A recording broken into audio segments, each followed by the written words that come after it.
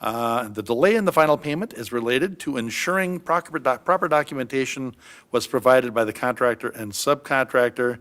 And that was good to know because I went October of 19. Wow, that was a while ago.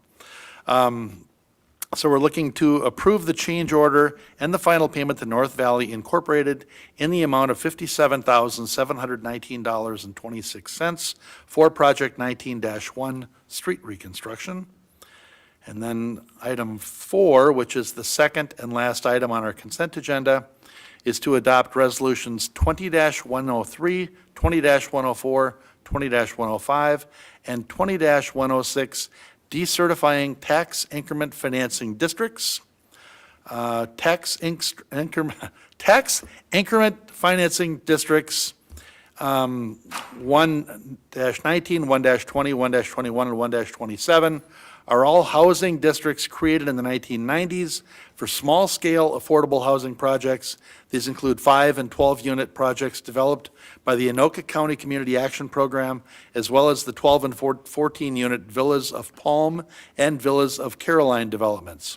All obligations related to the creation of these districts have been satisfied in the last several years, and as a result, the districts are now generating excess increment that is paid to Anoka County and distributed to the various taxing jurisdictions in the same manner as all other taxes payable. Therefore, it is appropriate to officially decertify the districts effective December 31st, 2020, and return the properties to the tax rolls.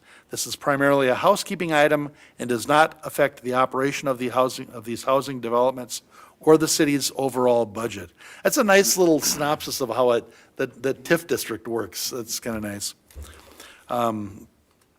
So we're looking to adopt Resolution 20-103, decertifying tax increment financing district 1-19. Resolution 20-104, decertifying tax increment financing district 1-20.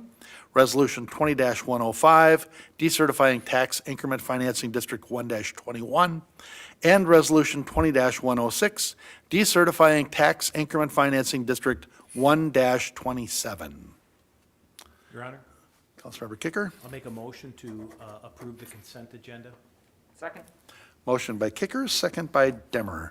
Any discussion or questions from the consent agenda? Mr. Mayor, Councilmember I Griscoviac. do have a couple of questions on consent agenda item number 3.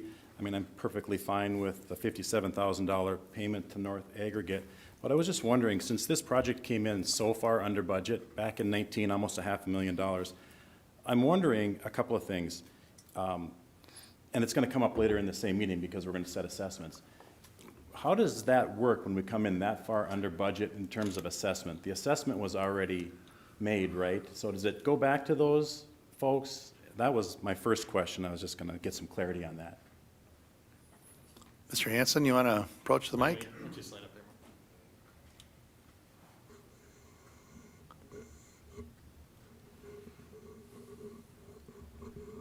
Councilmember Griscoviac, that's a great question.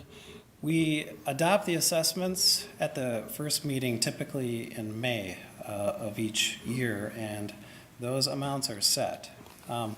So these projects, we encounter unknowns, and as part of that, we absorb all of the risk. So if the project goes over budget, we don't change it either way. The assessments themselves fund approximately 20% of the street surface costs. Our goal is always to get to 50%. We're much less than that, really due to the orientation of the properties and which ones we can actually assess and prove and demonstrate benefit for. Okay. And then the other part of that is that later in the year in 19, we actually bonded for this project.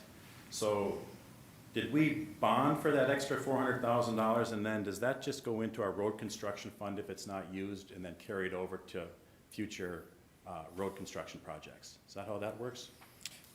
That's a question we'd probably need to Finance. follow up with you, get a little bit more feedback on that one from finance. So we can follow up on that.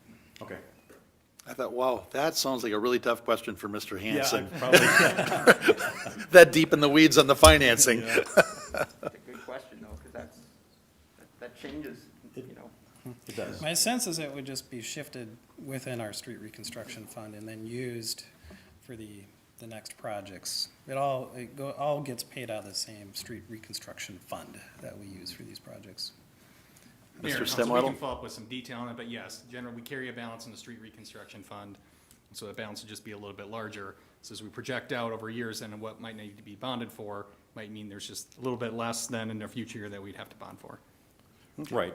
That would make sense, you know, instead of just, you know, paying back that bond a little early with that we didn't use, it goes into the next road construction and we just don't bond for as much. That's the way I would see it. Okay. Thank you. All right. Any other questions or discussion on the consent agenda? Councilmember It's Demmer? on the next one though, so you can sit down. So the TIF district one is interesting, and I'm not asking for a work session or anything like that, but it'd be really, I think, informative just to see a list of here's all the TIF districts that are active, here's when they started, and here's when they end.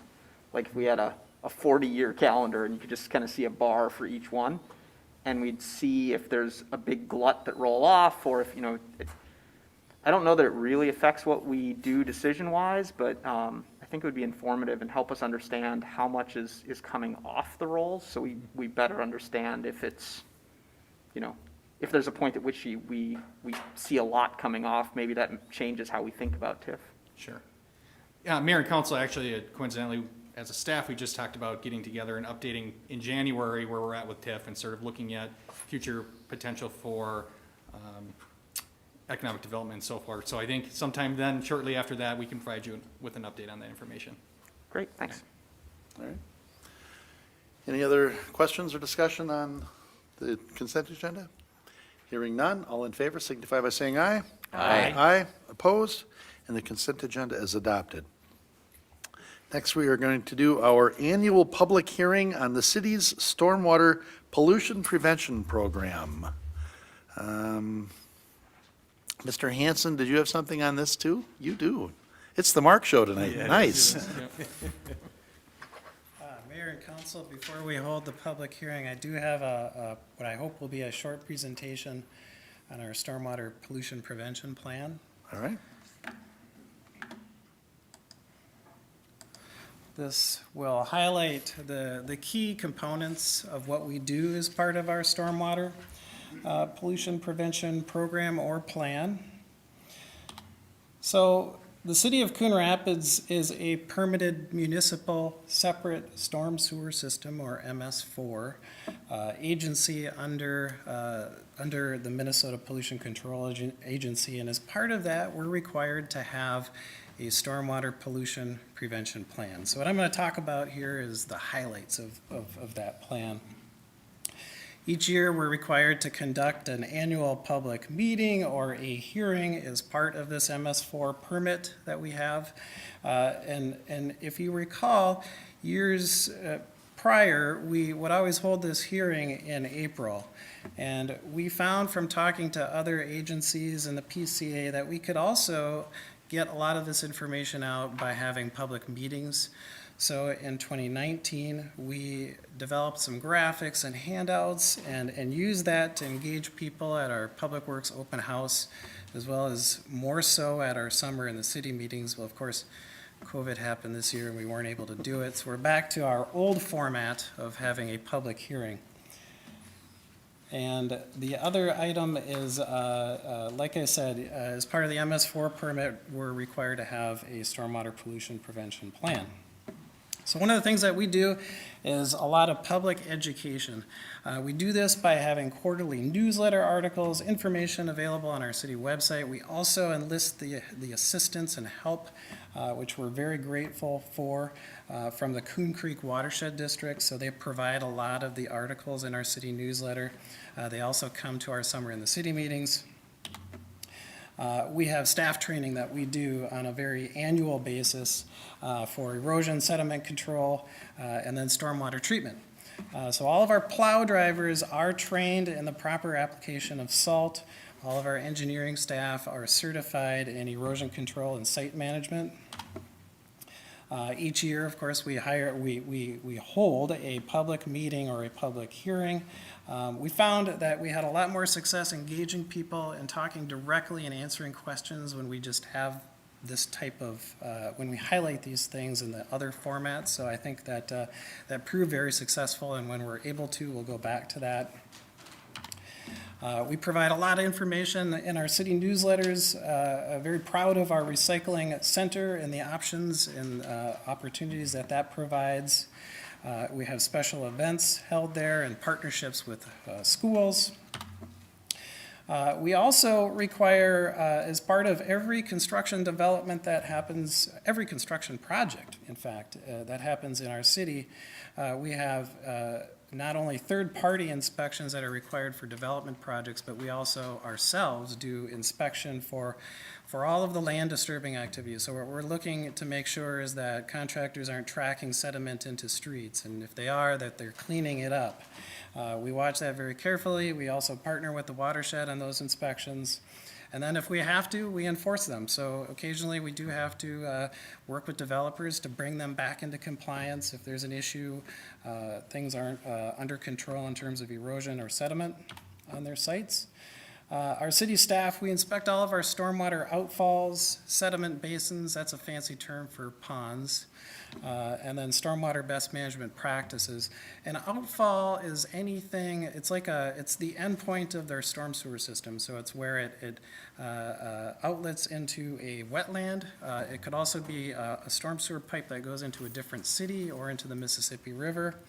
So we inspect 20% of those each year. It's not every single apron or outlet at the end of every single storm sewer system. It's those ones that really interact with the wetlands or the river, basically. And then 100%, we inspect 100% of our stormwater best management practices. So those are rain gardens, filtration basins, infiltration basins, things like that, every single year. Again, we do a lot of staff training, so staff are trained in best management practices for hazardous material handling. We also review our salt application practices and policies annually, calibrating our equipment, inspecting our vehicles, make sure they're all in proper working order. Salt applications on roads is getting to be more and more of an issue, chloride pollution into our water resources, so we do keep very careful track on that. All of our snow plows have GPS tracking devices on them, so we know how much salt that we're using. And then a very interesting, I think, innovative application that just came along within the past year is the installation of Yoma plow blades. So we have some of our snow plows that are now equipped with Yoma plows. There's a picture of it on the left of the screen there. That's the front plow blade. They actually come in a set with the front plow, the underbelly, and then the wing. We're able to get part of the costs paid for from the Coon Creek watershed. But what these plow blades do is they have a rubber edge on one side and then the typical carbide blade cutting edge on the other side. They follow the contours and the ruts of the road much more carefully and closely and allow us to use less salt. So that's the idea. We've tested them out so far 1 year and found great success. Other cities are having very good success as well, and we're going to continue to apply for more grants and apply these to more snowplows in the future. We sweep the streets twice annually, and in reality, we're sweeping all the time. Our street sweepers are always running. What we really do more precisely is we contract for some additional sweeping over and above to handle those peak periods. We have the fall leaf festival that we have to, when everything comes down very quickly, we have to have contracted help for that, and then the spring to help capture some of that sediment. This process removes more than 500 dump truck loads of sediment and leaves from our system each year. This is really a phenomenal part of our program and does a lot to prevent pollution into our water resources. We also inspect our public works maintenance facility annually, actually quarterly. And then we continue to inspect and repair the various components of our stormwater system, which translates into the repair replacement of 12 to 24 catch basins throughout the year. We clean hundreds of feet of storm sewer pipe and remove multiple dump truck loads of sediment from our pipes. This is our own forces within our streets department that does this work. And then, of course, we have our annual capital improvement program, our street reconstruction program, that also does a major component of replacing and upgrading our storm sewer and stormwater features throughout our city. So with that, I'll answer any questions that council has and then turn it over to council to hold the public hearing. Who else missed the Leaf Festival? Was that part of the Oktoberfest or what?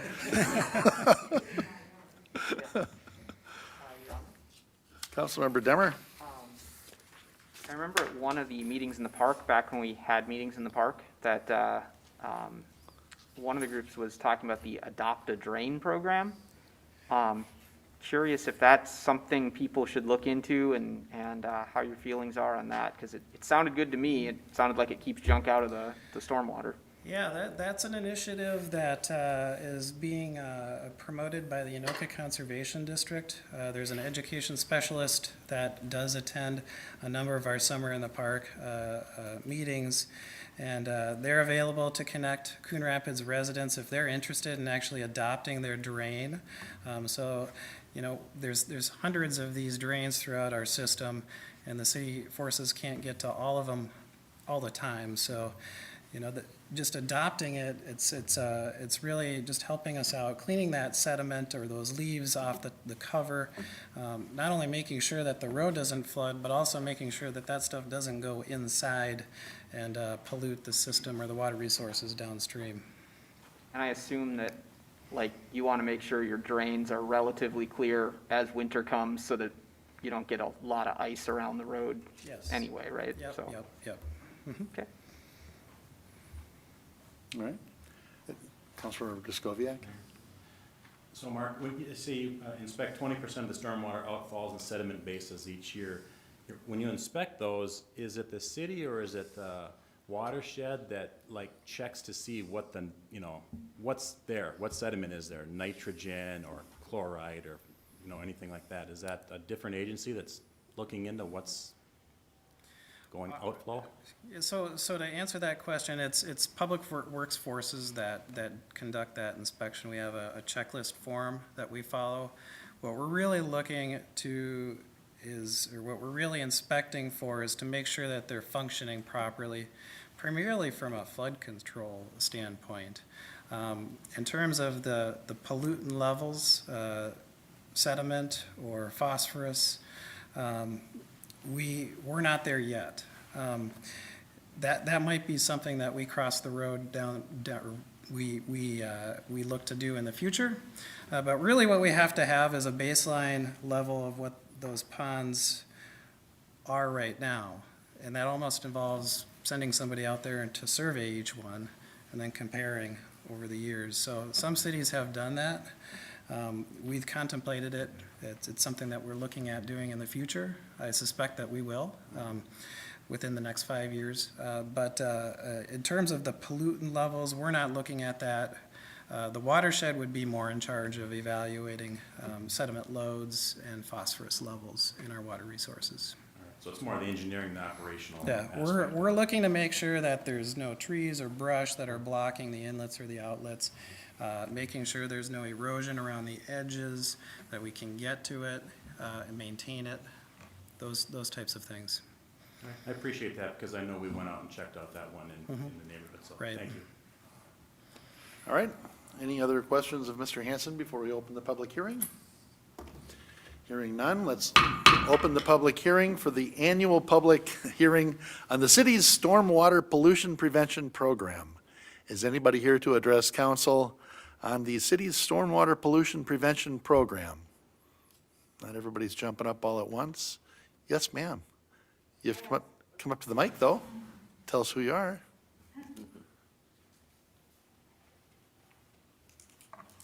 Hello there. My name is, can you hear me okay? We Okay, can. I prefer to keep the mask on. That's fine. My name is Katie Kofer, and actually, I don't know if any of you remember Mayor Lewis? Bob Lewis? We bought his house. Oh, okay, sure. And the question is, the corner that we live on is Dogwood and 119th. It's a big corner, and the only storm drainage there are on our corner. There's two. They're older. Then our neighbor has two at his corner, and then our neighbor has two. I bought knee-high boots and a rake, a rock rake. Every time there's a big rain, I go through, clear it out of all the debris, and then we are in charge of clearing it out. Since I've been there, unfortunately, I'm a carpenter. I've been laid off. I'm outside quite a bit doing a lot of landscaping, even in the winter. I've not seen city workers, the city employees checking out the storm drains to see if they're functioning. They are, because stuff is flowing pretty well. But the question is, it was a great segue too, is that plow, the new plow you're talking about too, is with the storm drain, this area, if we don't go out there and clear this out, the water will flood, and then it backs up and it goes down into the cul-de-sac of Dogwood, and it floods them out. So it's up to us, which is fine, that we go out there and clear it out. But this is an older neighborhood, and the question is how often do you look at updating your system? Because these are the only drains for these two roads. So that's the question. And then, of course, with the plowing, the road right here, it's all ice at the bottom of the driveway, whatever. But it's not even just the driveway. It goes around the corner, which makes it extremely scary, and I almost got hit last year, which we'll bring up later.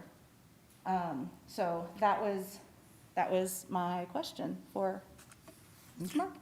All right, Thank you. thank you.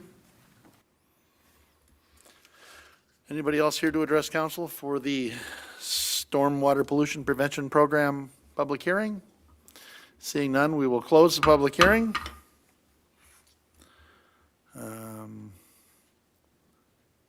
And that was it. We don't have to take any action on that. Correct? To follow up on those comments, so, and to answer a couple of those questions, I will talk to our streets and storm supervisor, Josh Peterson, to see what we can do about checking out those storm drains, making sure that they're clear and they're not obstructed. I will also let him know about the plowing concerns around that location. To answer the question about when we update the storm sewer system, is typically when we reconstruct the street. So we do talk to a lot of residents about these types of things, in particular when we are proposing or contemplating a street reconstruction project. And there's a couple of things that we do to address that. It's most commonly by adjusting the castings, switching out to have a more high capacity type of casting or an inlet that can take more water and is less prone to clogging. And if we also look at adding additional structures, if there's an opportunity to do so, additional catch basin structures. We're not always able to extend the length of the pipe, and there's a lot of reasons for that. It's because the elevations of the overall system is pretty well set when the development occurs. So to change all of that holistically would be very cost prohibitive. That's typically how we address those items. In most cases that I'm aware of, we deal with this a lot. It takes care of most of the concerns that we see in these neighborhoods. Okay. Any other questions for Mr. Hanson? All right, thank you, sir.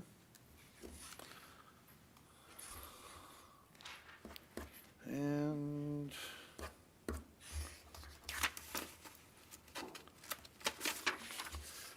on to item under new business. Item 6.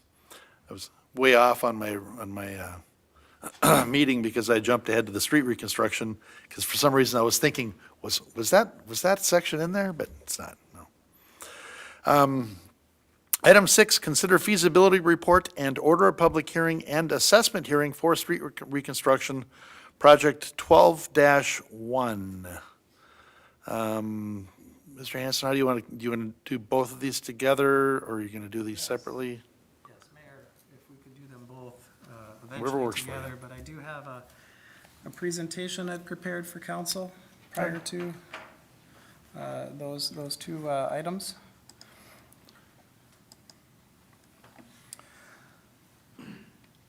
So this is a follow-up to our July 28 meeting where we workshop with the council our proposed program, street reconstruction program for 2021.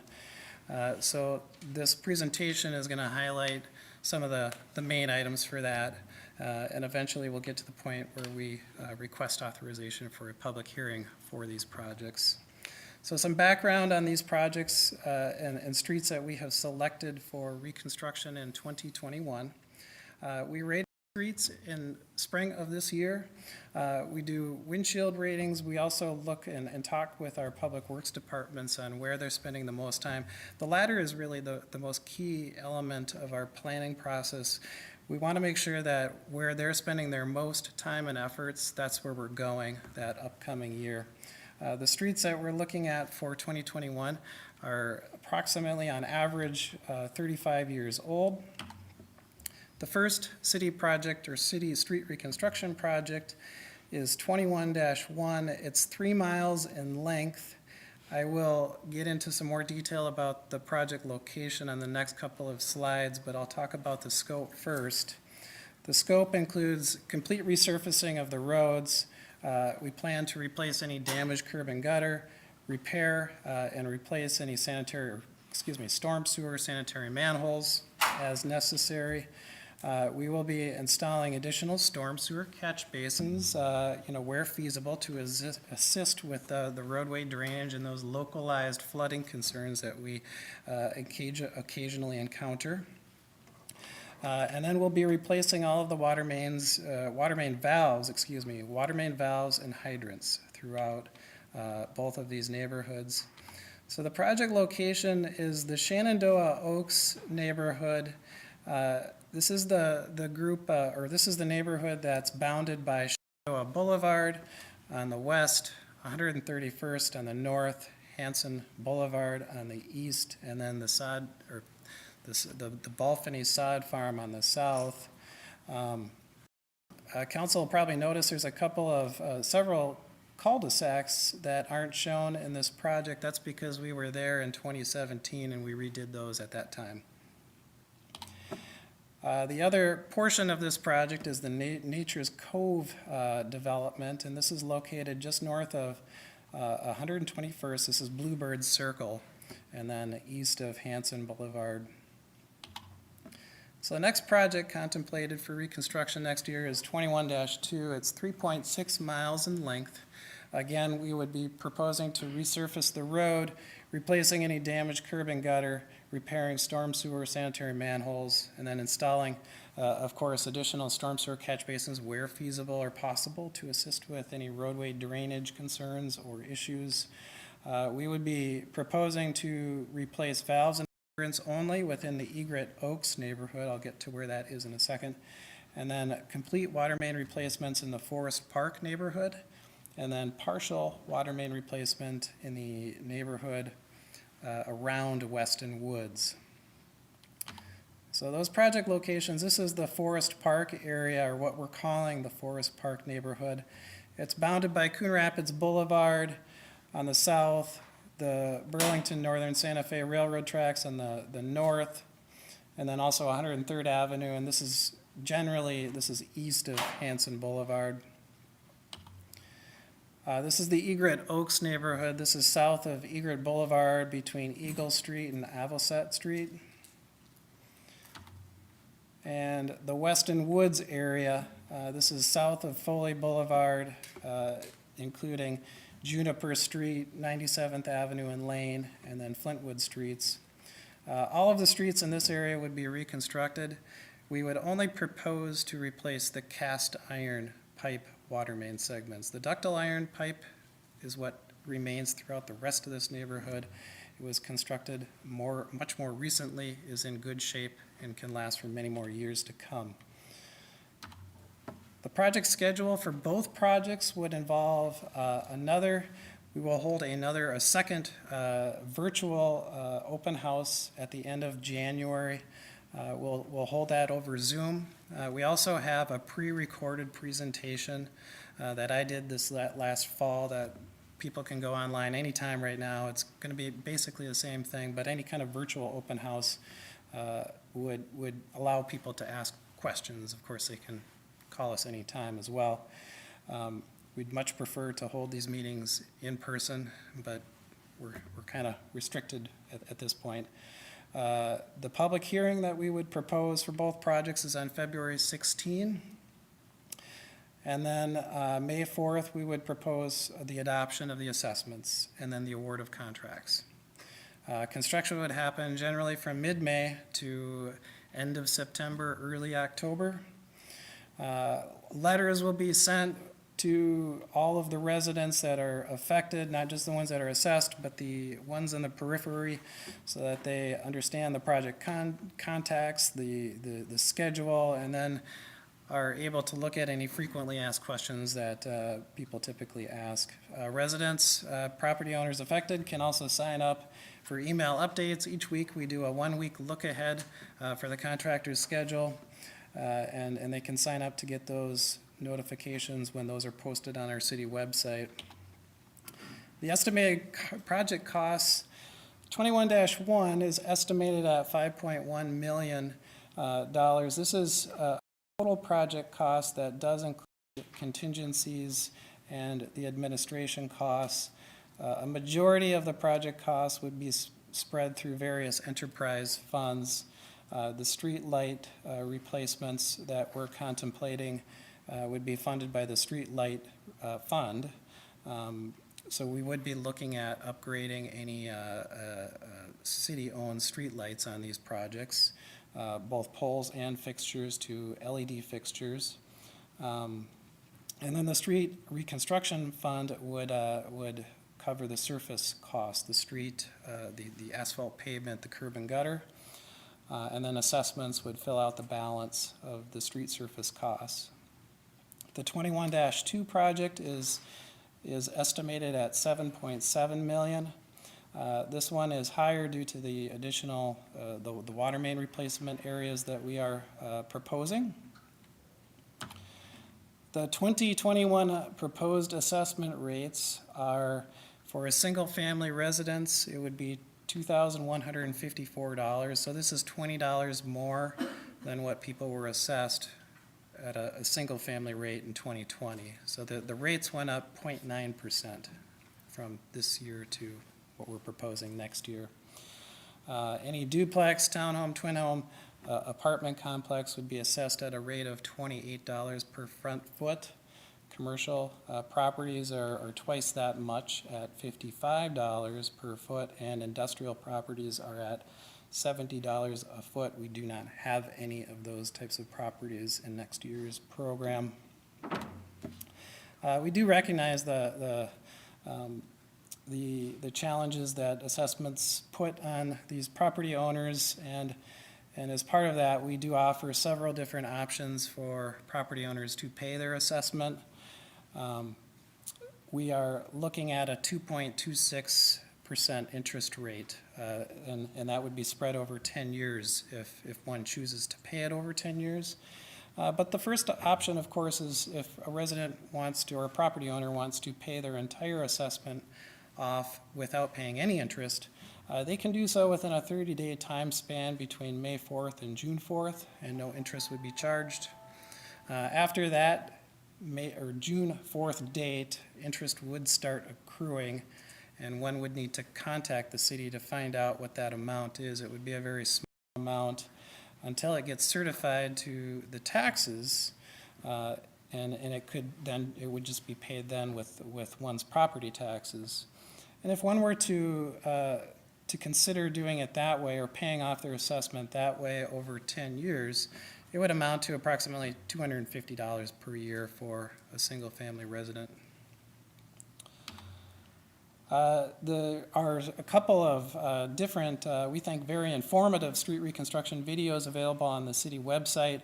One walks you through the entire process, start to finish, and then the other one includes a lot of the frequently asked questions we get on these projects. All this information is available on the city website under the engineering tab. So with that, I will answer any questions that council has, and we would recommend that the council adopt the resolutions accepting the feasibility reports, order the public hearing for February 16, and recommend that the resolutions declaring the cost to be assessed and ordering the preparation of the proposed assessment rolls also take place. And then finally, the adoption of resolutions setting the assessment hearing date for February 16 of next year. That's a very important date, by the way, that we have at least a supermajority of council members here to be able to approve that. That is what is required in order for these projects to move forward after that. So with that, I will turn it over to council and mayor for any questions. Thank you. Mr. Hanson, so are apartments, do those fit underneath the residential higher density lots, including duplex units, the $28 per front foot? That's correct. Okay, Yep. that's the Yeah, apartments? multifamily is kind of the general category that we call that. Yeah, but that could also include the twin homes or condos, and those assessments are computed a little differently, Yeah. but that's where that is, that's the rate that we use there. Okay. And it's still for, if they're on a corner, it's still their front footage, it's not their side footage as well, correct? Well, so it Or if you're doing depends. both streets, It depends if it's a commercial or a single family or a multifamily property. it's an apartment So- I'm thinking of. Yeah, so if it's an apartment, we'd look at both streets, both sides that are being reconstructed. So if only one of the streets is being reconstructed and that's where the access is, we would assess for that front footage. Same with commercial. We'd only look at the side where the access is and which ones are actually being constructed. But all single-family properties pay the same. Right. So it does not matter if you are a corner lot or an interior lot, everybody pays the same assessment for single-family residents. And you only pay it for one. You only pay one street. Yeah. Correct, yes. All right. Any questions? Councilmember Demmer? So everything made sense. There was that one little Bluebird Street, Nature's Cove, apparently, that looked pretty far away from everything else, kind of out on its own little island. Is that just especially in bad shape, or is it just that nothing else around it's in bad shape, and so we're doing it this year? How'd that one get picked? You know, I'm glad that you asked that question. That's a really good question. It actually wasn't on our 5-year plan before. A couple of reasons. What we're trying to do is really get to the point where we can group all of these streets together and we're not going in multiple times in one area. So, you know, in hindsight, it would have been nice if we could have been able to let Killdeer, Ibis streets, and Grouse streets within the first group of Shenandoah Oaks, let those go until now. But they were in such condition at that time, and the rest of it wasn't. All of these streets just don't degrade at the same rate. But what we're really trying to do is peel all of these streets and cul-de-sacs so we only disturb an area generally once. So Nature's Cove, it's been a street that we've been eyeing. We had a couple of questions from residents there. Our Public Works Department had that area highlighted. We figured this would be an easy one just to capture right now, group it with this other group of streets and get it off the list. Okay. All right. Any other questions for Mr. Hanson? Since we mentioned that cul-de-sac, I want to dance delicately around the side of this. So how do you buy into the studies as far as the wear on the cul-de-sacs? For example, instead of 3 garbage trucks on a hot July day, 15 garbage trucks going through a cul-de-sac on a hot July day. Do you buy in any of the studies, or are there any of the studies you think are worth their salt? Is it highly wearable on the, Well, certainly the garbage trucks do have the maximum effect on our streets. So I would say, we've looked at them, and we, would be supportive of having less easy, garbage easy. trucks. It was know, just, I was but- just kind of trying to get a side question there. We do get that question a lot, and I would imagine that council gets the question from time to time as well. Yeah, they do cause more wear on our streets, but so do city plows and so do school buses. Didn't that play a role, though, or a factor in kind of how thick we're creating the roads now as well? Yes, so I'll remind everyone that we did increase the thickness of our street section. Inherently, the way you construct a cul-de-sac, they're gonna generally have more, you hope that they're gonna have more pavement thickness around the edges because the way you have to pave them and construct them and slope them to drain, you hope that they're gonna have more than that old 2-inch standard. They usually do. But still, there's a lot of force going around that edge of the cul-de-sac, and that's where we see a lot of chip seal shoving, especially on those hot July, August days. And then eventually winter comes around and the plows can, impact that as well. So it's certainly something I think, we contemplated, but yeah. I hope that answers your question. Sure. So- I didn't want to take us too far down that rabbit hole. I was just curious. So if you had a small cul-de-sac neighborhood, and you could get all 4 people to agree to the same garbage truck, you might pay fewer assessments over time. Yeah. That was where that was going, right? Not quite, but Okay. anyway. Maybe over 100 years. All right. So, hang on. What are we doing with this? We're ready to adopt resolution. All right, thank you. If you'd like, Mr. Mayor, Councilmember Geisler, there we go. I will start with, I know we've talked about both of them. We'll start with the first one. Item 6. I'll make a motion to adopt Resolution 21-1 Sub 4, accepting the feasibility report and ordering a public hearing on improvement for February 16th, 2021. Adopt Resolution 21-1 Sub 10, declaring the cost to be assessed and ordering preparation of a proposed assessment roll. And adopt Resolution 21-1 Sub 11, setting an assessment hearing for the date of February 16th, 2021. Second. Motion by Geisler, second by Kicker. Discussion? Mr. Mayor, Councilmember Griscoviac? I would just like to say that I live up here in 21-1 over in the Oaks area. I live on Martin Street. So when we talked about this last fall, I talked to a lot of neighbors and asked them what they thought of the roads, and at that time it was unanimous. These roads are 30 to 35 years old. And then since then, going through the election cycle and walking through those neighborhoods again, unanimous that these roads need to be redone. So I'm definitely going to back this. It's going to be a great improvement to those neighborhoods.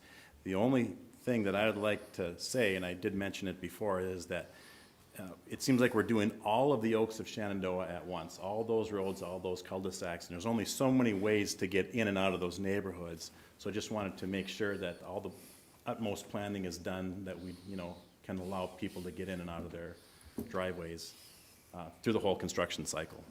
Yep. All right. Any other discussion? Hearing none, all in favor signify by saying aye. Aye. Opposed? And that motion carries. And then item 7, Councilmember Geisler or Councilmember Kicker? Your Honor, I'll make a motion to adopt resolution number 21-2 Sub 4, accepting the feasibility report and ordering a public hearing on the improvement for February 16th, 2021. And adopt resolution number 21-2 Sub 10, declaring the cost to be assessed and ordering preparations of a proposed assessment roll. And adopt resolution number 21-2 Sub 11, setting an assessment hearing date for February 16th, 2021. Second? Motion by Kicker, second by Demmer. Discussion? Hearing none, all in favor signify by saying aye. Aye. Opposed? And that motion carries. And we are on to item 8, Consider resolution number 18-13A sub 9, awarding a contract for Bridge 4575 repair project. Mr. Hanson, you want to cover this, or you want me to read your discussion here? Mr. Mayor and council, the project is. Oh, you know you can't do it from the chair, Mark.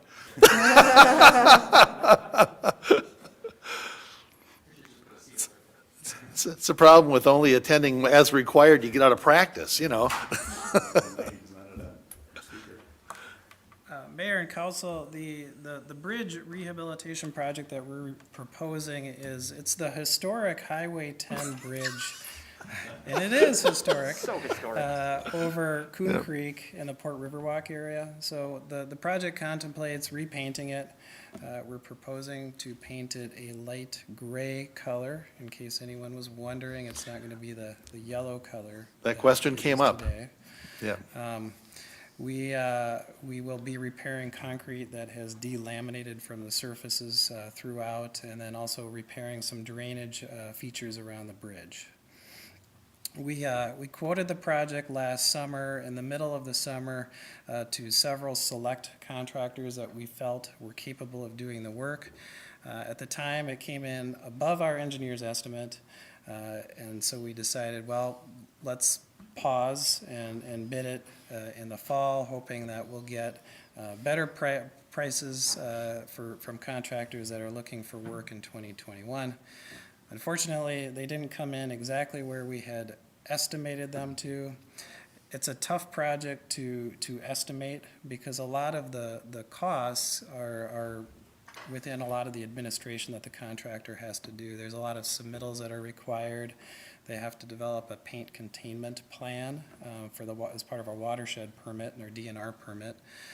So there's just a lot of items that the contractor has to address, and that's kind of what they explained. All of the construction items are really in line with what our consultant that helped us put these plans together has seen in other cities. So we feel that the contractor is more than capable of doing it. They perform this work successfully in adjacent cities, and if there's any other questions here, I'd be happy to take them. I know that one of the council members here, I believe, when we asked for approval of the plans, had asked for the railings to be looked at for repainting, and we will do that. The ones on the bridge, and then the ones that are leading up to the bridge. And we'll probably, most likely paint them the same color, because we would not be looking at repainting the existing benches that are also the same, and the banner poles that are, and the bollards that are all that same color today, which is kind of a darker blue. Some council member. To be fair, I was questioning whether we should just take the wrought iron out and put the rocks in so it isn't there, but that wasn't part of this project. It was just more of an open question. But while you're in there, they are kind of rusty, so it makes sense to paint them if we're going to keep them. Pointing that out, yes. Yeah. All right. Any other questions for Mr. Hanson? All right. Your Honor, Councilmember Demmer? so it looks like we went from 30% higher to 25% higher, so it counts for something. So I'd move adoption of resolution number 18-13A sub 9, awarding a contract to Redstone Construction LLC in the amount of $203,410 for the historic Bridge 4575 repair project. Second. Motion by Demmer, second by Kicker. Do we get any federal funding for that historic? Just get more rules attached to it. Any discussion? Your Honor, Councilmember Griscoviac? I do think we need to discuss this just a little bit.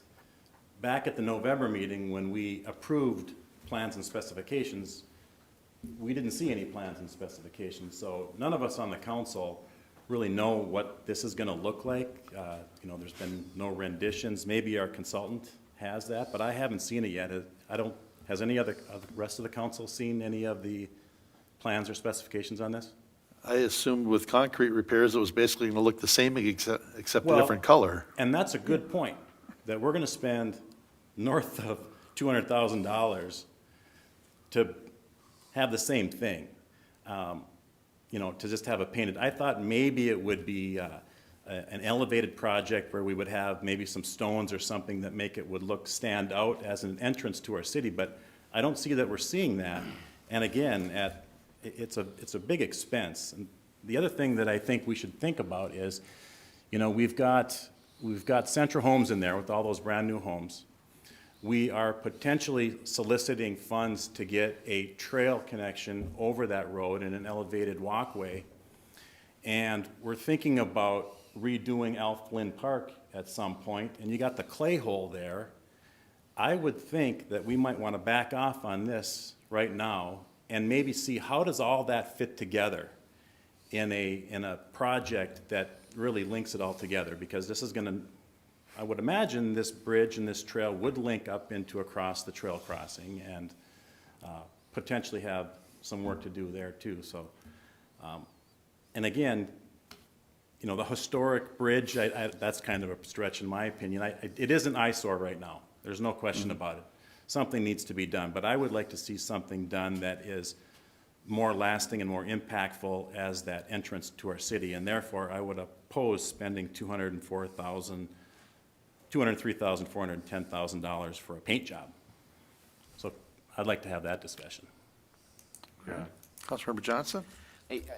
I guess I tend to agree with Councilmember Griskowiak about having it at least be considered as part of the larger project in the larger neighborhood and what it's going to look like. I mean, as people here know, I've been pushing, especially now that we're getting residential homes in at Port Riverwalk, not just a trail connection, but a pedestrian bridge to go over it. And there was a part of me that was wanting to hear that some consideration was being given to make it kind of match up with what the plans are for that.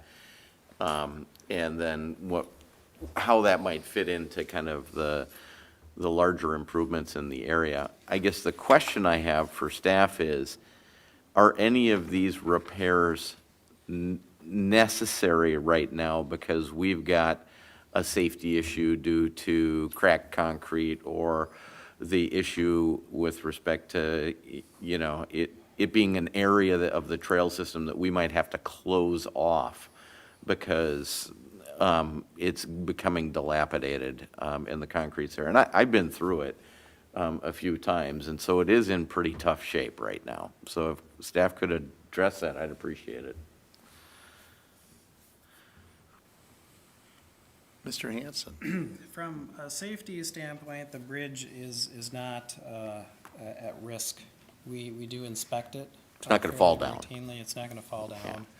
A paint job wouldn't have helped that. Really good paint. I would Trying to say make the that- record clear. I would say the more immediate need is there are drainage concerns off the end. If you look closely at the end of each side of the bridge, there are these flumes that have come detached from the bridge and do need to be repaired soon. So if we don't move forward with this project, we'll have to look at making repairs to at least that component soon, this next year. Your Honor? Councilmember Demmer? So the only urgency I saw was that those houses across are opening up, and I figured that all we would get is a paint job. So it's actually kind of interesting to see some people are interested in doing more. I think that could be a much more attractive entry to the city. Just past it, the trail under the railroad bridges is absolutely terrible, and I know you got to work with Burlington Northern to fix that up. And then we have that really nice newish trail, and just like you like the streets not to be way out of sync, it would be nice to get that whole area Yes, in decent shape. I could perhaps elaborate on that a little bit. The Burlington Northern Santa Fe Railroad is proposing to replace the double track bridges as soon as 2021. We Wow. understand. Now, Great. that could change, but we've been working with them actually within the past week on their proposed bridge replacement. So it's the double track on Coon Rapids Extension. It's not the single track. And the Just a trail couple- under the single is just Yeah, as so bad? our desire is, and not promise, because it will take some efforts to work with the railroad, but is to, at a minimum, flatten out the slope of the trail as it goes under the bridges. The bridge replacement that the railroad is doing is going to just replace the beams across the road. And they're gonna go to a shallower beam, steel beam design that's gonna increase the vertical clearance on the road to 1.5 foot, up to 14 feet. It's 12 feet right now, so we're gonna go to 14 feet. We'd like to get 14.5 feet, but we're still working with the railroad to convince them that that's a good idea. But that means that the piers that are there today do not get replaced. So we have a clearance issue horizontally, and we also have a vertical issue. We might not be able to address the horizontal piece of that, but we're hopeful that the vertical component will be solved. Yeah, so the part that's interesting is so for people who don't go through that area every day, there's been a lot of work done in that area on the lift station and on the roads. And so that little trail connection has, the part under the railroad bridges is close to a dirt trail at this point. Then there's the bridge section. Then there's a section right along Coon Rapids Boulevard, which isn't as bad, but it's got a lot of, crack bumps. We just fixed up Coon Rapids Boulevard, which looks beautiful, and then the trail's in kind of rough shape. But then after that, it's brand new sidewalk. So it's all like disjointed and weird. And so I am 100% in favor, if it makes sense to staff, to take a step back and not do something to the bridge and then do something over on the left side and then do something over, if there's a reason to just stop and say, can we kind of handle it all and make it all make sense together? Because it doesn't make a ton of sense right now. I do agree with you. It's a tough area for the trail conditions because we have two high-pressure gas facilities that go through there that routinely have maintenance performed on them. And that's why you're seeing those patches, plus the railroad crossings. But I'm hopeful that we'll at least be able to address the double track segment of what you're talking about, the vertical, that hump that you encounter as you go under the tracks, and make that portion better. The Met Council, with their ongoing L34 lift station that they're conducting right now in that area, is going to be replacing a couple sections of those trails. So that will be new, and that will not be at any city cost to us. So we'll get some other pieces here out of these other improvements that are taking place.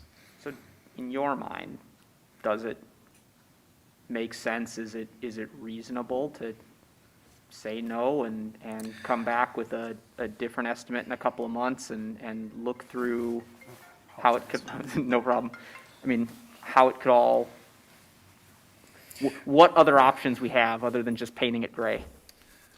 Well, I would recommend that we move forward with the project because the condition, the visual aspect of the bridge right now is in bad shape. And I think it does need, we are gonna get to the point where it's really gonna need to be repainted. And the costs over time, we are gonna see go up.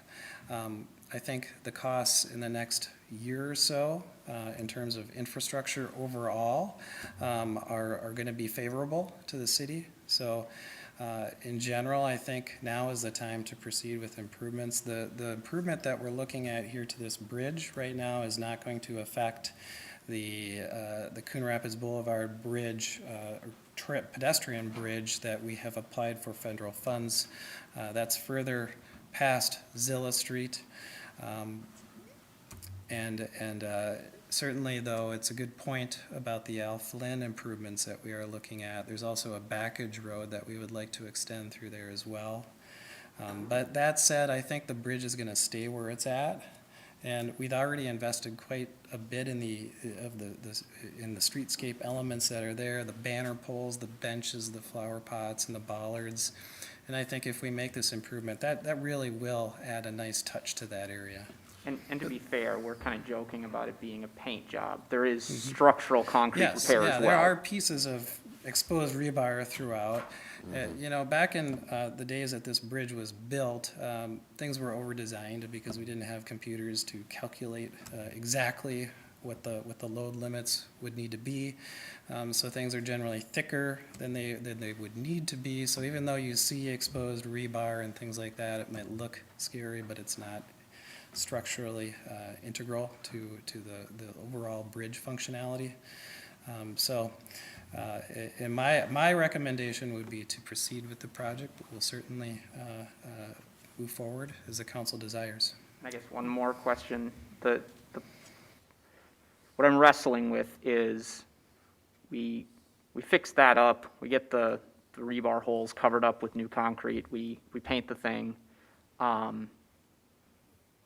That's all mostly the underside of the bridge we're dealing with, and then the drainage.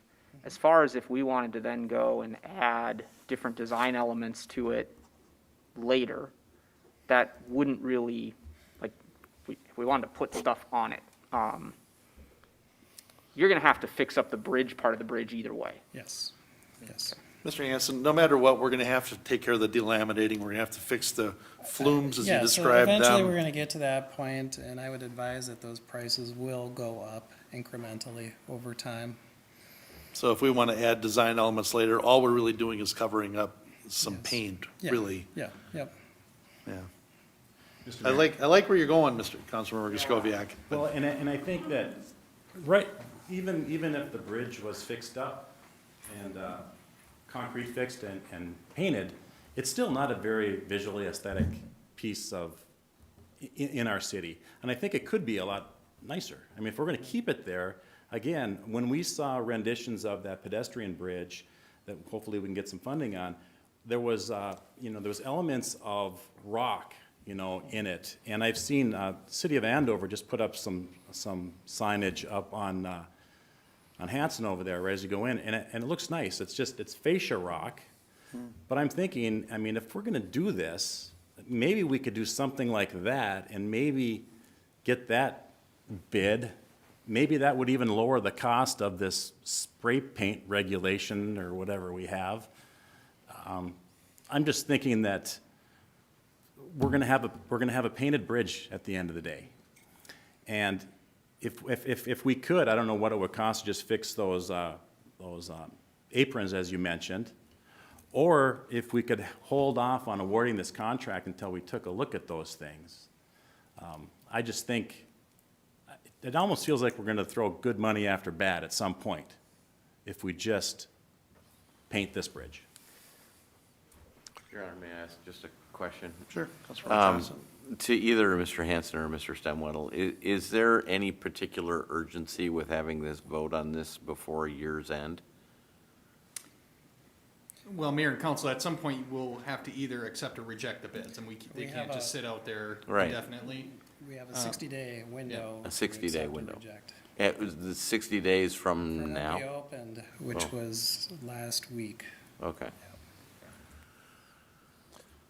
So you're saying we do have some time then? A little bit. At the first meeting in January, we typically are not able to conduct business, but we should be able to get it within the second one if we wanted to delay to that point. And Mayor and Council, it'll be. Could.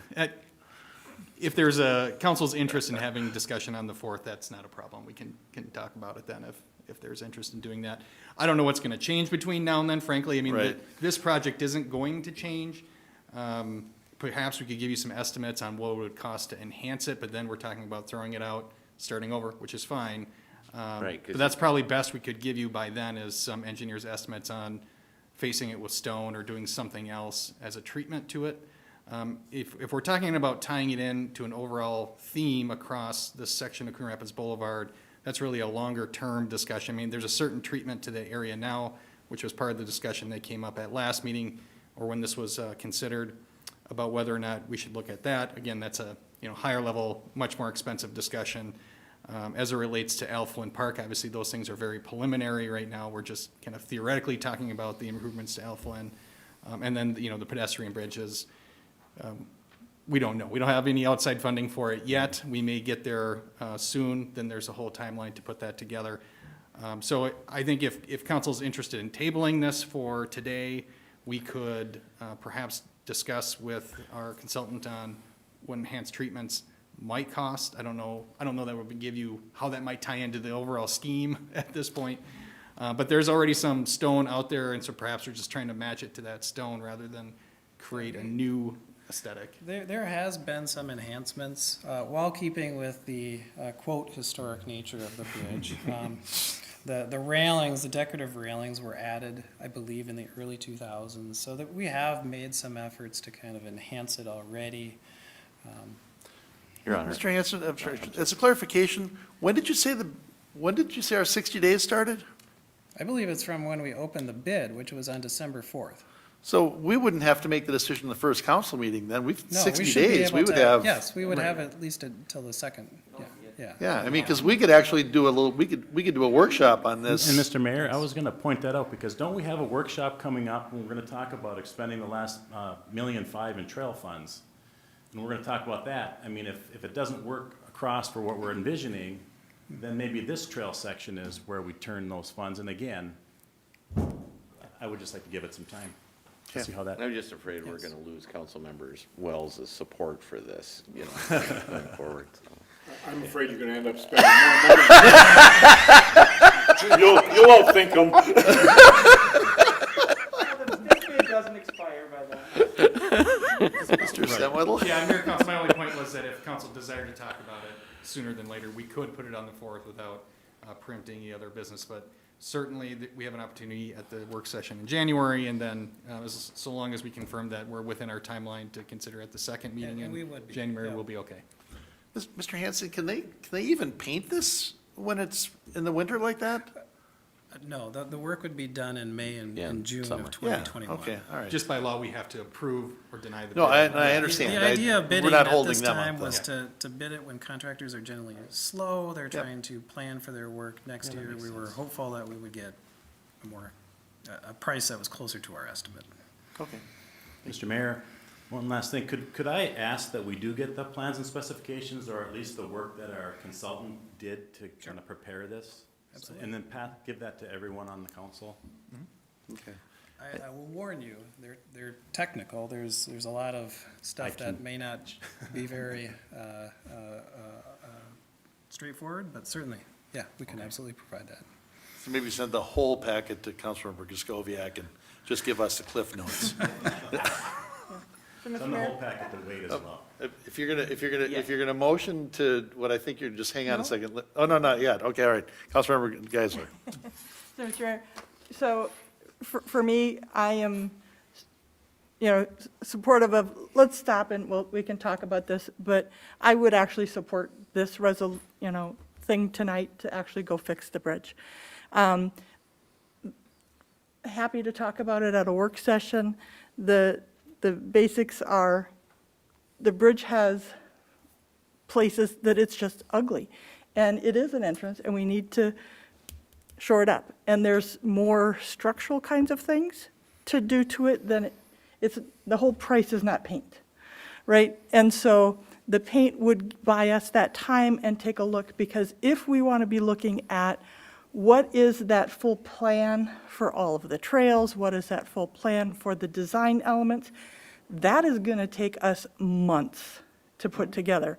And so we would be sitting with all of this looking ugly for another year and a half. And to me, that just doesn't make any sense. So I'm happy to have a work session in January and then basically vote for what we could have voted for tonight.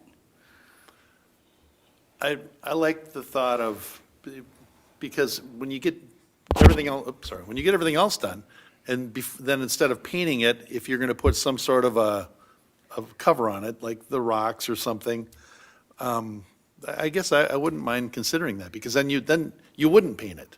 You would instead put whatever else on to adhere your stones or your fascia. Hey, Mr. Mayor, and to me, that it's where, love to do the stone and whatnot, but that's a bigger conversation, because you're talking the port, you're talking the whole port master plan. It's not just, what do I do in this one spot? You have to look more holistically. And so to me, could I update this in the year, 2 years, when all of that plan is done for how would you beautify all along? Absolutely. I just wouldn't wait. I thought we had some plan, I thought, when we looked at that pedestrian bridge, I thought we had some perception or some conceptions of Design element. design elements. Yeah, Yeah. We do. yeah.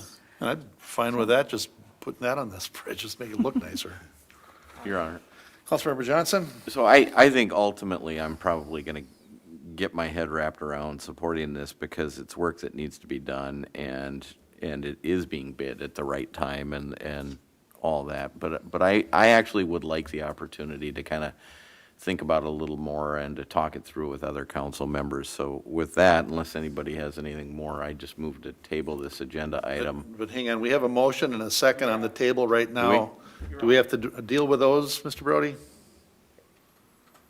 Oh, I think we'll deal with those when we come back. Yeah, I think what we're doing is we're taking a pause. Okay, so we That can just- motion is still viable at the next meeting. That's how I would suggest we would proceed, is that it sounds like we do have a motion on the table, but we're asking to, now we've got a second motion to table the item in its entirety. I think when we do come back and remove it from the table, we'll be at that consideration of the motion itself, Then the we could original motion, I'm sorry. Then we could just vote. Okay, all right, very good. I'll second the motion to table then. Okay, so we have a motion and a second to table. There is no discussion. All in favor signify by saying aye. And it's to Aye. table to the first meeting of next year, is that right? Second meeting, Well, that's the 14th. That's what I want clarification on before we finalize the vote here.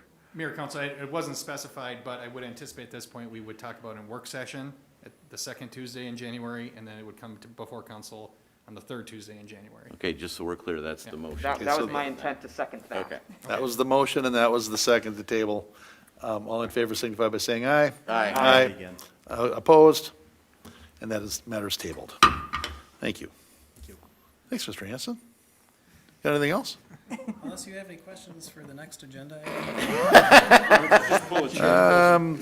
Consider an easement agreement with Centra North LLC. Is that you again? That would be me. It is the Mark Show tonight. All right. So, council and mayor, this is the easement that the city would eventually need if we were ever to construct the overpass or the pedestrian bridge overpass of Coon Rapids Boulevard, just north of Zilla Street. So we've worked with Centra Homes to obtain this easement. And just as an update regarding the federal funding application, we haven't heard the final determination yet on our application this past year, but we are in 3 of the 4 funding scenarios. And from all sense that I'm getting from talking to other agencies and other folks that are a little bit more involved with the final review, is that we stand a pretty good chance, and that would cover half the cost. Okay. And the construction of that, if it became fully funded with those federal funds, would probably be in like the 2024 range. And there isn't any harm in doing the easement. If we don't get the bridge, we'll have the easement. Well, then. we really do want to make sure we get the easement at this point before Centra Homes turns over the common interest portions of the development to an HOA, and then we're not negotiating with an HOA for this. So Right. right now, we have a very supportive partner, and we want to be able to obtain the easement at this point. I just meant there was no downside for this easement at this point. No, Yeah, no. okay. Your Honor, Councilmember Demmer? move to accept the permanent easement from Centra North LLC and authorize execution of the agreement. Second. Motion by Demmer, second by Johnson. Discussion? Hearing none, all in favor signify by saying aye. Aye. Aye. Opposed? And that motion carries. And we are on to item 10, to consider Resolution 20-108, approving the 2021 compensation plan for unrepresented employees. Mr. Stemwedel, our assistant manager, is down for this that I don't think I've met yet. Yeah, Mayor and Council, yes, it's two birds with one stone here. I'll actually ask Lori Roth, who's our Assistant City Manager and HR Manager, to hit the highlights of this item in the next one.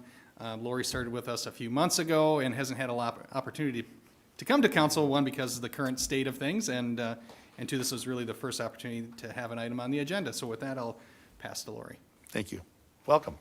Thank you, Mayor and Council members. As it relates to resolution number 20-108 concerning the 2021 compensation plan for unrepresented employees, the request is for a 2% increase. This is part of the city's annual update to our compensation plan. We arrived at the 2% by comps with other cities in consideration of the current economy and alignment with our current budget. Also, this is consistent with the 2% that is proposed in the Public Works upcoming contract. Okay. Questions? Okay, Mr. Stenwedel, we're good with this? Mayor and Council, yes, so just to give a little background on some of this, as we'll talk about with the next contract, we really try to take a step back and look at what's sort of fair within terms of our employees, what we're seeing in our market. So that's sort of locally our market, but also we get compared to similar sized cities across the metro. And it doesn't apply in this situation, but it does apply in any of our union situations where we're always sort of under the potential that if we don't agree with the union, that we could go to some sort of interest arbitration with them. And the arbitrator is going to look at those things. They're going to look at your ability to pay. So are you struggling to pay or aren't you? What's your market? And those sorts of things. And so in this case, we looked at the 2% and felt that was an appropriate amount. All right. Council? Thoughts, questions? So, Mr. Mayor, Councilmember Geisler? I'll make a motion to adopt Resolution 20-108, establishing the 2021 compensation plan for unrepresented employees. Second. Motion by Geisler, second by Wells. Discussion? Mr. Mayor, Councilmember Griscoviac? I would just say that, 2020 was a tough year, but our city employees really hung in there. I mean, they're getting a cost of living increase. That makes sense. 2021 is probably going to be another year where we're going to have to really look at that budget and align these things, but we can do that, and we'll get there. This is basically a cost of living increase. All right, any other discussion? Hearing none, all in favor signify by saying aye. Aye. Aye, opposed? And that motion carries.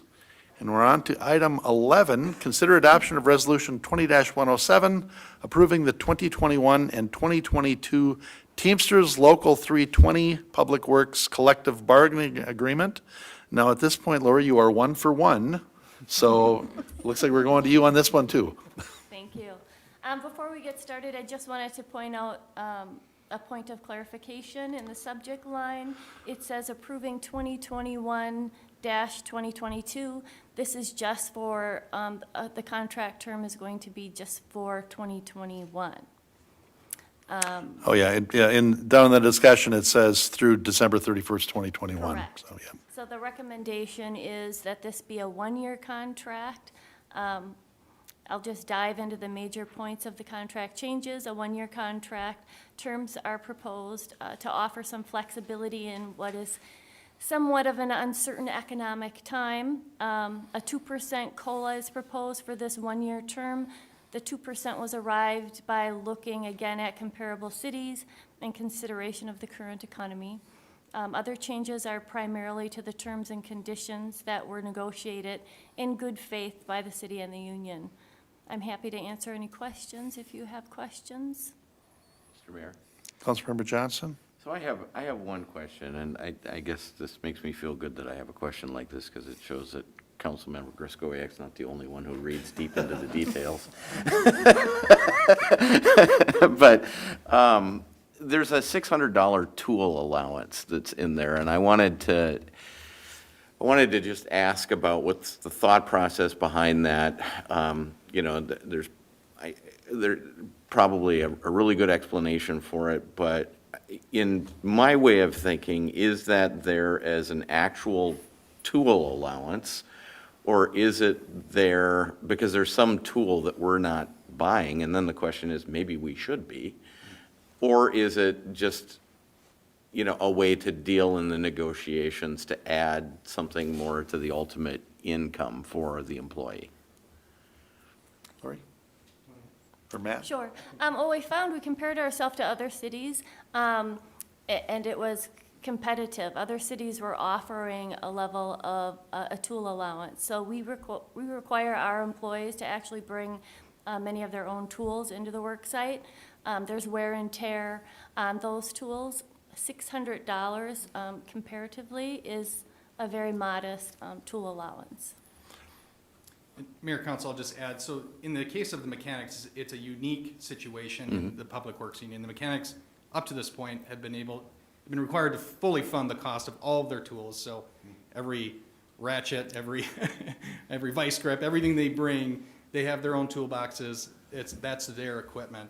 And it's getting to be where more and more municipalities, at least, are helping fund the need for that, because it's a traditional thing within the mechanics field to do that. Although I would say it's evolving, especially in shops, as we're all trying to kind of compete for like services that employers are starting to offer this. It really affects just 5 people within our Public Works Union. It's a pretty small group, but we just looked at it. It's been a request on their radar for a couple of cycles now that up until this point we've denied, but at this point we were supportive of it. So I think that's fair and appropriate then. If what we're doing is expecting them to source certain tools and to attend to those tools and whatnot, then they're ultimately going to be their tools. Correct. Then we should be providing an allowance because it's part of the essential part of the job. So thank you for answering that. And is it specific to those 5, or are all of our public work employees, Teamsters, eligible for that? Mayor and Council, only those who are specifically mechanics within the union. So there's only about 5 positions that are actual mechanics, and they have to qualify for that. They have a separate job description, and so forth. And so only those 5. If there was an employee who transferred internally, then they would now become eligible for that allowance, but up until that point, they are not. Okay. Good. I think that's fair. We just gave the Snap-on guy $130 to rebuild my air ratchet. I mean, it's, that stuff is Mr. Mayor? expensive. Councilmember Griscoviac? I'm sure the city manager and assistant city manager are great negotiators, but I don't think they'd like to be negotiating all the time. And I was just wondering, it's just a 1-year contract where typically these are 2. Is that considered just of the pandemic that we're in, or is there something else holding us back where we can't get a 2-year agreement and put this to bed for 2 years? Mayor and Council, it was my preference really at this point to look at a 1-year contract, given the evolving nature of things that are going on right now. The other thing is that there were very few settlements that were being settled this year for next year. Very few, in fact. And so we're sort of somewhat trendsetters. A lot of them were settled at 3%, but they're settled last year. And so part of my strategy going back into the middle of the summer, we're kind of feeling our way through the budget process and so forth, was to do kind of a 1-year, not hold your nose, but just sort of a 1-year contract. Let's get it done, and let's look at where things are at next year, because it may benefit you, the union, to do that, but it also gives us maximum flexibility that if something really changes. And the things that I was concerned about going into negotiations were potential volatility around state aids. Now the budget deficit's looking a little better. In fact, they don't have a deficit anymore. Supposedly, they have a surplus, but we'll see where that comes in February as the pandemic continues to evolve. And so it was things like that we looked at. Let's just do a 1-year contract. It does create a little bit more work for us, but on the other hand, there are a number of issues we're able to kind of punch out on the list this year that I don't expect will come back to us next year when we're going through this. So I thought it was important to maintain flexibility for us in the budget process as we're kind of moving forward. Although it does make it a little more challenging from a budget prediction standpoint of what wages are, because if you settle it, you just know what the number is and you move on. But to be honest with you, if we had a hard enough time looking at what 2021 COLA was achievable, it'd be even more difficult if we were trying to look out into 2022, because there really would be no comps out there. We really would be kind of starting to stand alone in that year, at least in the municipal world. Yep. And at the rate we're printing money. Yeah. I mean, not us personally, but. Mayor, I did have one other point on this one, and that's that Article 19, that sick leave. One of the things, I've been here for 4 years. I remember 2018, and there was that there was sunset language regarding sick leave incentive program. That was going to expire at the end of 2020. I see that this agreement removes that sunset clause, and I was just wondering if you could explain why that is. It probably has something to do with the health benefits themselves, or do you know why they're, it's just kind of seems odd to me that in 2018 it was a point, you know, so they negotiated in good faith to sunset that, but then they're never going to see the sunset because they're negotiating it out in the next agreement. So Mayor and Council? Mr. Stemwedel? There was language regarding, there was a difference between sick leave incentive program and our wellness program under 19.5, is that what you're referring Yes, to? yep. And so there were actually two options there, and over time, we've converted all of our groups, including unrepresented, to just purely a wellness program. So we used to have a sick leave incentive program that if you used only so many sick days or fewer, you actually got essentially what are the same benefits being offered under the discount or wellness, whatever, yeah. under the wellness program. And so that's been phased out, and it's the wellness program now that we've geared everybody towards. That's what sunset was, the sick leave incentive in favor of the wellness program. So we used to pay people if they didn't take their sick days, and now we're thinking we should have them take their sick days when they're sick? Correct. Yeah. I approve of that. Because we don't want them coming in when they're sick. All right, any other questions on that? Your Honor? Councilmember, who was that? Kicker, there we go. Hi. I'll make a motion that the council adopt resolution number 20-107, approving the labor agreement between the city and Teamsters Local Number 320. Second. Motion by Kicker, second by Geisler. Discussion? Hearing no additional discussion, all in favor signify by saying aye. Aye. Aye. Opposed? And that motion carries. And I can't tell you how excited I am to get to item 12 and have Mr. Anderson's smiling face back in the room with us again tonight. We're looking to consider Resolution 20-109, establishing Bunker Hills Golf Course fees and charges. Mr. Anderson, you want to hit the highlights? I certainly can, and I do want to say it's fantastic to be here. It's been quite a while. At the tail end of a golf season, I'd say it's the end of the golf season, but it's supposed to be 40 on Sunday. Oh, nice. You just never know. You never know. If we can avoid that snow on Friday, we'll see what happens. So, yeah, the highlights of this are, for the most part, we're recommending that fees stay the same. We believe we're very well positioned in the marketplace. Where we do have increases are our cart fees. In the budget for 2021 is a new cart fleet. Carts are expensive to procure, maintain, power, and clean. So those rates are increasing somewhat substantially. I do want to note that increase to our cart fees is enough to pay in itself for the new cart fleet, and it's really important for you to hear that. Ridership is increasing, it's through the roof. We didn't know with the pandemic. We thought nobody would be riding. We didn't know if we were even anyone was going to be allowed to ride, and then everybody rode. It was amazing. They had dividers in the carts, and it was like we've talked about, it's a very unique year. But moving forward, we see ridership continuing to grow. The wear and tear on golf carts continuing to be a factor. And this increase, the market can certainly bear, and there's far less sensitivity in raising rates for golf carts than walking rounds, and walking rounds will stay the same. So those are the only increases, but they are substantial. All right. Mr. Stemwedel or Mr. Johnson or Anderson, I was just curious about the attached resolution also provides the golf pro manager and city manager authority to temporarily adjust fees if it's in the best interest of the golf operation. I was just curious, temporary, should that be defined somewhere? How long is temporary? And we already have you with these executive order powers. Do we want Mr. Anderson to have those as well now?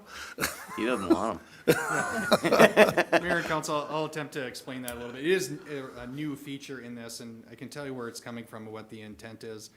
So from time to time, and Tim will maybe mention things like if the greens are being worked on, they're for temporary amount of time, they're a lesser quality, and so maybe we'd have the opportunity to reduce the fee on a temporary basis to match the kind of time frame of which those greens are being challenged. The other thing where this is coming from is the pandemic, so everything's about COVID-19, I guess we'll make this about that too. That as we looked across the market and if there were opportunities to say we needed to be more competitive on our price, or if we looked to Sunday afternoon and things were slow on Sunday afternoons, maybe we can do some things to flex some prices there. So it's introducing a little bit of dynamic pricing into the operation, which up until this point has been very static. We sort of established those rates, they are what they are. But what Tim and I talked about this season was allowing some flexibility, primarily would be down, I would think. Maybe there's a situation where it would come up, but if it's going to be dynamic, I suppose it could do both. That's why we didn't define that. We too did talk about the temporary piece where we thought that gets pretty complicated because whatever amount of time we pick is arbitrary. Sure. But the intent would be for short periods of time, a few days period of time, or this afternoon, or things like that. And then I don't know, Tim, if there's anything else that you want to mention in that regard. I'll just add to that, this would most likely never be utilized, but if you do have a situation, and we don't expect in the next 5 or 10 years that we would need a significant project on the golf course. You're renovating bunkers, which we just did. We won't be planning on doing that for a very long time, but that would be a good situation to use this. And we did that in the past few years where we reconstructed bunkers. It would have been good at that time probably to do something for those 3 or 4 weeks because it was a significantly different golf experience for people, and that would have gone a long way, I think, to just have some goodwill and maybe bring some more folks to the golf course. So it'd be situations like that. I don't see this being used unless it is something that's very unique and very necessary to use it. Yeah, and I trust your wisdom on this, and at the end of the year, you're the one that's responsible for that enterprise fund, so it's got to work out. Councilmember Demmer, first? Yeah, so, as long as it's not, you pay 20% less and then the next person in pays 20% more, then that makes sense to me. And, feel free to offer it in like Kendall's gift cards or something too, if you want to give people a discount. But it makes tons of sense that people are allowed to have a sale at their own establishment, so I'm supportive of that. Councilmember Geisler? Mr. Mayor, yes, and so where the resolution says we can amend specific rates up to 20%, I'm assuming that this implies up or down. The other question is, at what point do you ever deviate from here's the stated rate? So let's say I take it down by 10%. Can I take it down 20% from that temporary rate? I'm always going from the stated rate, correct? Correct. Okay, just want to make sure that we're clear with that, so a temporary rate doesn't become permanent. True. We are giving you these executive order I know. powers, though, and so. Councilmember Johnson? So I'm not proposing any change to the resolution, but would you then intend to, report to the city council periodically about those times in which you had to do that? Would that become part of an annual report or something along those lines, just so that we had a little bit of oversight even Sure. after the fact? Yeah. Mayor and Council, I think what we could do then is perhaps when we're presenting this to you next year, give you a summary of if and when those changes occurred, when they occurred and how often, and then that way you'll be informed if we request that flexibility again, how it looked in 2021. Cool, thanks. I mean, I can see where this would be a great plan. I mean, if you had that day where all of a sudden you went, oh my gosh, we have no golfers today, you could do your Facebook special for the Right. day or something. I That's- mean, yeah. to give yourself some promotional opportunities also, I think that's wise. Okay, anybody think enough of this to move it? I think it's so great Councilmember Demmer? that I will move Resolution 20-109, establishing Bunker Hills Golf Course fees and charges. Second. Motion by Demmer, second by Kicker. Discussion? Any more? Hearing none, all in favor signify by saying aye. Aye. Aye. Opposed? All right, that passed. Mr. Anderson, don't make it so long next time, though. We are at the open mic public comment portion of the meeting now. If you are here to address council for open mic, open mic provides an opportunity for the public to address the city council on subjects that are not part of the regular meeting agenda, and the public is invited to express any concerns they may have which are relevant to the affairs, policies, or practices of the city of Coon Rapids, and remarks will be limited to 3 minutes. You would up for open mic? Give us your name and address, and then you've got 3 minutes. Mr. Mayor, Council, my name is Katie Kofer, and I do live at 11920 Dogwood Street Northwest here in Coon Rapids. And first, thank you very much. Moved here in May 2019. Love the city. And I want to tell you that, first, your schools are amazing. Your teachers have done an amazing job with my son. He has autism. And Eisenhower. You should, I don't know, I'd like to talk more on another time, maybe individually, but you have an amazing education system here. So That's awesome. when Miss Keenholz was the first teacher my son had. But anyway, because I know I'm limited to 3 minutes, I wanted to bring. We can start the clock now, because that was Okay. really nice about the school. Okay, because Everybody okay with that? Okay, we'll start your 3 minutes now. You have Yeah, there to was no know. question there. You have to know that your schools, the whole team, everybody has worked so hard because it was an onset of some pretty big behaviors, and what they do to keep him in and strive for his success. It is absolutely amazing. That's great to hear. So, thank you to Eisenhower. So, okay. Okay. Okay, here is my question, or it's an area of concern, and I wanted Mr. Mayor and council members. It's bringing safety awareness to the area, the neighborhood of Burl Oaks Estates. It is known as it's a younger neighborhood now. There are a lot of foot travelers, bikers, joggers, a lot of people walking their dogs. There aren't any sidewalks, which is fine because it's a beautiful neighborhood. But there's a lot of traffic between, you turn off 120th and there's people, they cut through to go over to Foley, off to Goldenrod. There's a lot of twists and turns. The speed limit is technically 30 miles per hour. I was almost hit last winter when I was checking some of that ice. I got yelled at and I was called some pretty bad names by a delivery guy because he was going 30 miles per hour, even though that curve, you hit it, you can slide. My son, with his autism, I brought it up. I taught him very much so to look both ways. But it's not just that, it's the safety of the whole entire area. Yes, I brought it up, they did a speed test or a quality or quantity of how many cars in a period, and there were so many cars didn't warrant a stop sign. Well, it's not so much a stop sign for that area, it's the entire area.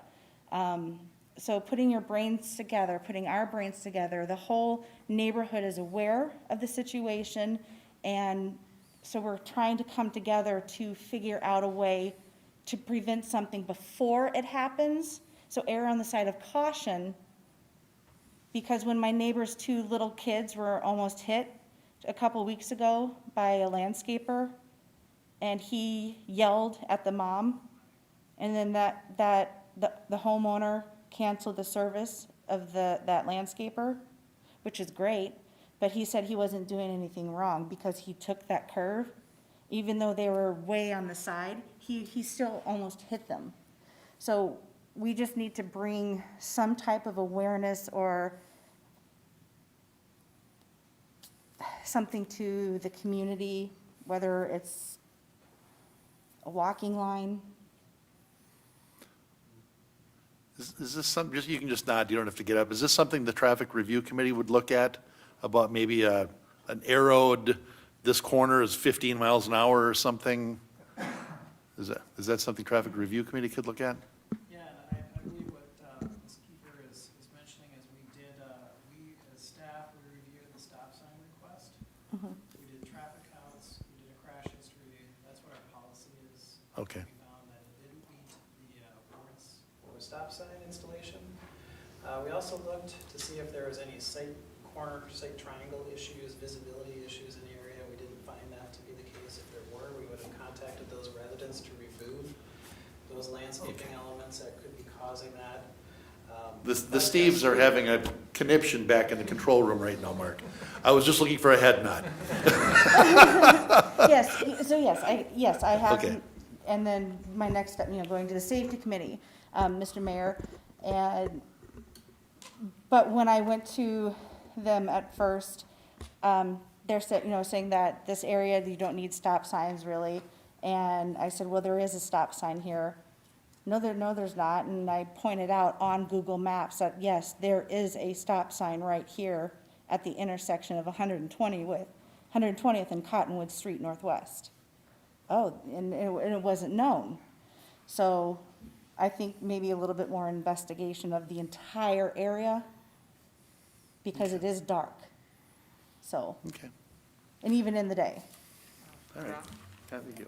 Councilmember Demmer, So question? just, clarifying questions here. The way it works is they'll write a report, but the question I have is, was your major concern that people are using it as a cut-through and you want to reduce the number of cars that are cutting through that neighborhood instead of taking the major roads? Or was your concern even traffic within the neighborhood, people who live there, people who are doing business there?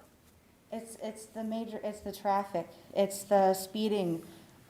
Turning left into my driveway with my turn signal on, I've been passed twice. On the left because people didn't want to wait. So it's the safety. Okay, thank you. Thank you. Well, thank you. Mr. Stemwaddle? Mayor, Council, I'll mention that, I think it maybe got across, but just to reiterate that this is actually going to come before the Safety Commission soon, I think in January. So perhaps we'll report back to the council. January 14th. So maybe Okay. we'll anticipate rather Sorry than, for cutting you off, Mr. Hanson.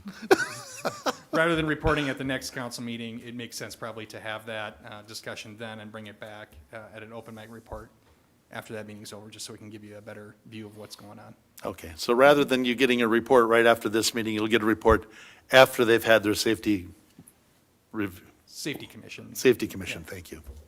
I knew that. Councilmember Johnson? So I'm really sensitive to this kind of issue because it exists in my own neighborhood too, where we don't have sidewalks. And I know it exists in other neighborhoods as well.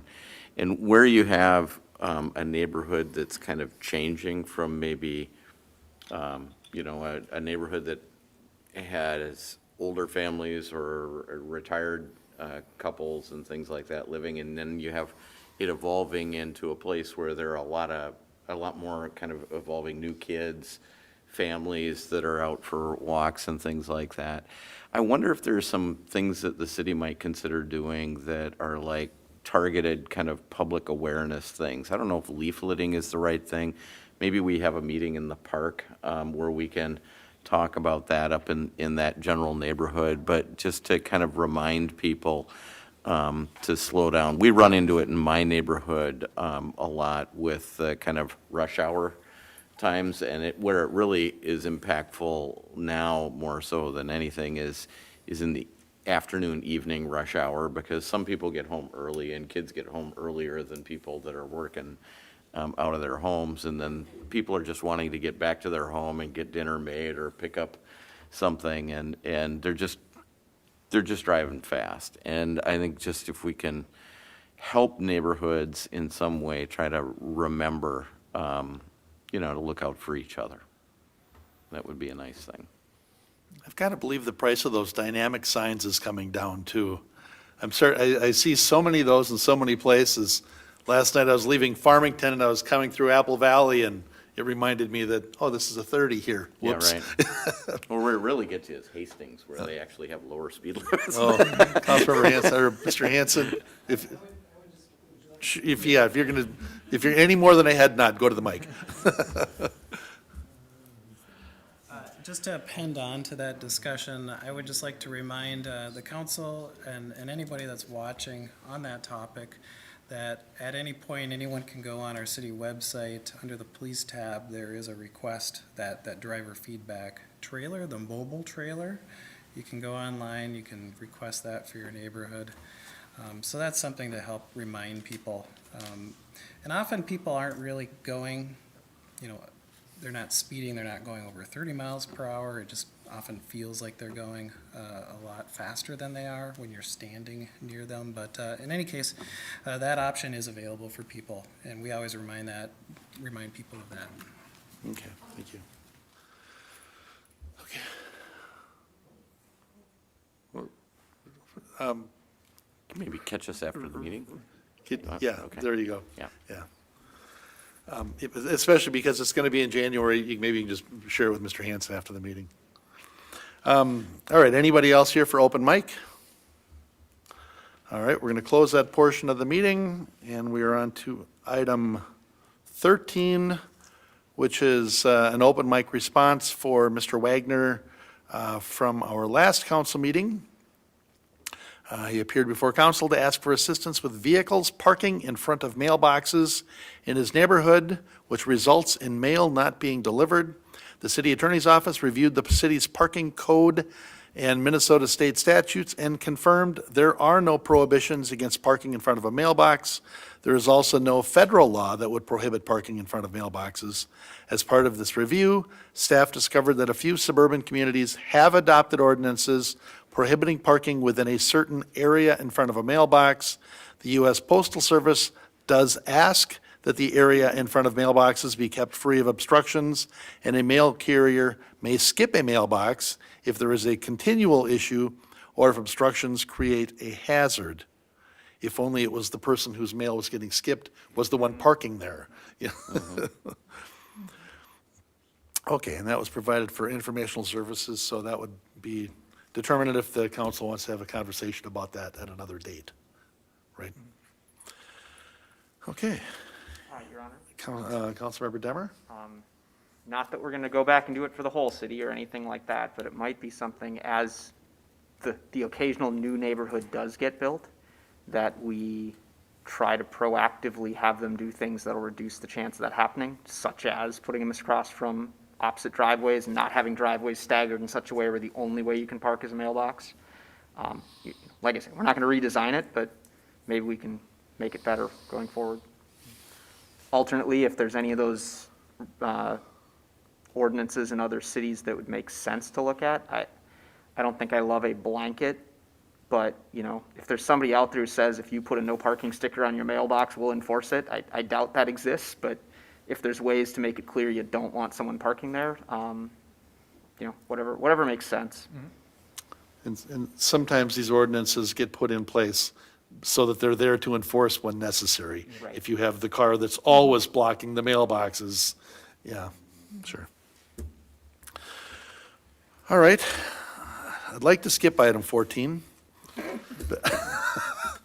but we're going to do item 14, and we have a couple council members that are leaving tonight. Council members Steve Wells and Bill Kicker, whose terms will expire at the end of December, have served the city of Coon Rapids admirably. Yes, they have. Councilmember Wells has served on the city council for 2 terms after being elected as the council member at large in 2012 and 2016 by the biggest margin ever, I believe it was, wasn't it? I don't keep track of those kind of things, but it might be. Maybe. Maybe. And Councilmember Kicker has served in the city council for 1 term after being elected as the Ward 2 council member in 2016. And I can only say what a great honor it's been to work with both of you for this time. I just enjoy you so much. You add so much to this council, and well, your votes, and when a necessary word comes, it's always there. Yeah, I just thank you guys so much. I'll have to put my thing back on here.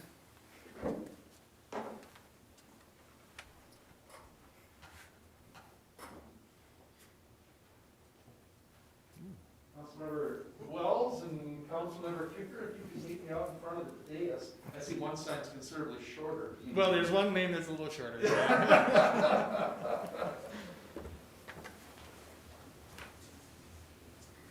Because clearly we're going to have pictures of this. Wells Way My wife will like that, that's her maiden name, so. Oh, no kidding. Yeah. Works well. Spelled differently, but. It's fine though. And Kicker Court, those look great. I wasn't sure if it was gonna be cul-de-sac or what. I'll get out of the way now, you guys. We went with the alliteration.